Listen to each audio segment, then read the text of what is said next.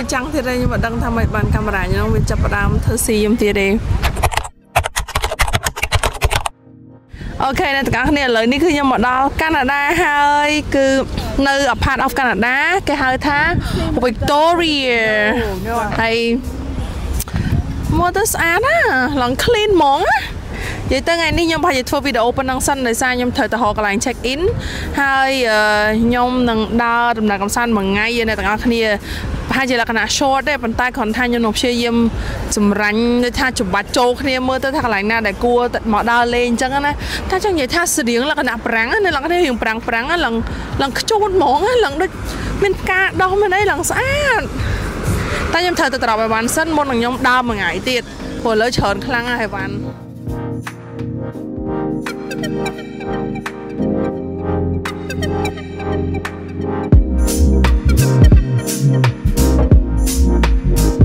ថ្ល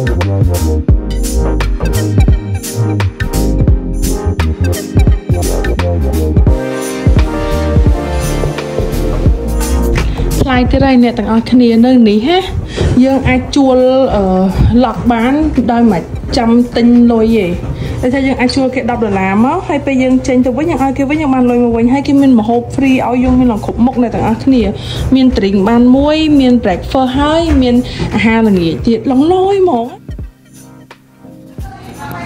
អូខេអ្នកទាំងអស់គ្នាឥឡូវហ្នឹងខ្ញុំកំពុងតែចាំ check in ណាដោយសារម៉ោង4មកគេ check in ហើយកន្លែងដែលខ្ញុំគេនេះប្លែកទៀតដែរគឺនៅVictoria ហ្នឹងនៅកណ្ដាលទីក្រុងហ្មងចាំខ្ញុំ pop up ឈ្មោះកន្លែងដែលខ្ញុំគេនឹងអ្នកទាំងអស់គ្នាមកយប់គឺតម្លៃ$55បុកតាក់ទៀតចូល$60ជាងហើយប៉ុន្តែនៅនេះប្លែកអ្នកទាំងអស់គ្នាដោយសារគឺគេមានអាហារពេលព្រឹកឲ្យយើងហើយគេមានទាំងអាហារពេលល្ងាចឲ្យយើងទៀតហើយនឹងឲ្យ drink យើងមួយកែវហើយនឹង free coffee free តែគឺ24ម៉ោងគឺល្អមែនតើសម្រាប់ខ្ញុំគឺប្លែកគេហើយសូម្បីតែ key lock សោក៏គេមានឲ្យយើង deposit $10ហើយពេលដែលយើង check out យើងឲ្យគេវិញយើងបានលុយមកវិញវាខុសពីកន្លែងខ្លះគឺយើងអត់មានកន្លែងខ្លះគឺលក់ខ្ញុំមិនថាអត់ចង់ធ្វើវីដេអូរួមធួរនឹងទៀតទេប៉ុន្តែខ្ញុំក៏គិតដែរថាខ្ញុំទៅកន្លែងណាខ្ញុំគួរតែមានវីដេអូអញ្ចឹងឲ្យអ្នកទាំងអស់គ្នា at least អ្នកទាំងអស់គ្នាក៏បានមើលឃើញថាអូមើលទៅនៅនេះតំណងឬក៏អត់ដែរអញ្ចឹងសម្រាប់នៅនេះផ្ទាល់គឺខ្ញុំថ្មីស្រឡាងដែរអញ្ចឹងខ្ញុំអត់មានអីដែលត្រូវរៀបរាប់ច្រើនទេគ្រាន់តែថាកន្លែងនេះគឺរបៀបថាតែអីអញ្ចឹងដែលខ្ញុំប្រាប់អ្នកទាំងអស់គ្នាអញ្ចឹងណាហើយទីគេដែលគេមានគ្នាដូចថាគេមាន jazz music គេមាន event សម្រាប់ថ្ងៃគៀថ្ងៃប្រហោះគេមានអីអញ្ចឹងណានិយាយមក solo អីត្រូវអីគាត់មកនេះគាត់មានស្គាល់គេស្គាល់ឯងសប្បាយអត់សូវអបសក់ទេព្រោះយើងអាច join event បានរហូតហ្នឹងហើយអានេះកន្លែង bar របស់គេហើយនេះកន្លែងអង្គុយអញ្ចឹងទៅបើនិយាយទៅមើលទៅរៀងថាជាអូលទេប៉ុន្តែគាត់ថាសំខាន់យើង stick up ជាមួយនឹងនៅក្នុងក្រុងហើយតម្លៃប៉ុណ្ណឹងពិបាករកណាតែហ្នឹងគឺ kitchen សម្រាប់យើងចង់ខុកម្ហូបដែលយើងអញ្ចឹងណាយើងអាច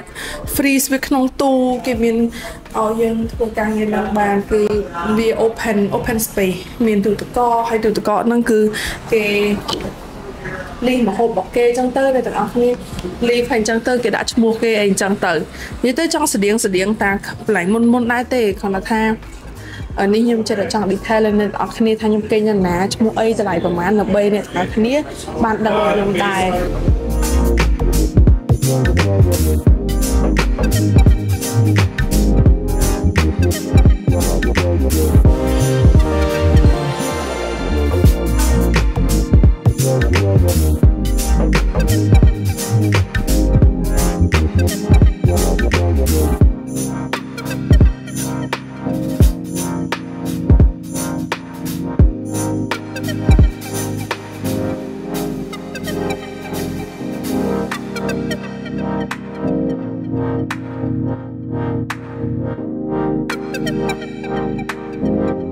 ចឹងអ្នកទាំងអស់គ្នានេះសោ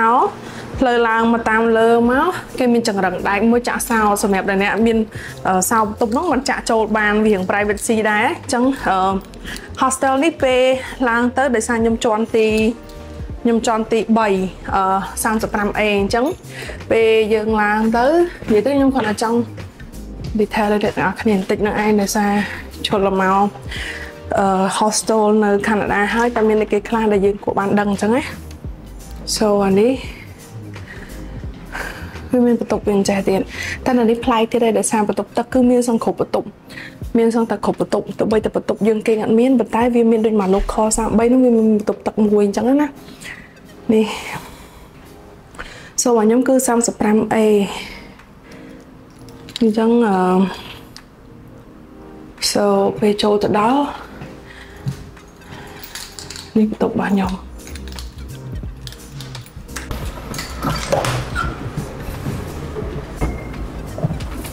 Oh, can I, oh, yeah. ហើយអ្នកទាំងអស់គ្នាគាត់ថាហ្នឹងគឺទំនងបន្ទប់ដែលខ្ញុំគេអញ្ចឹងណាស្រី4នាក់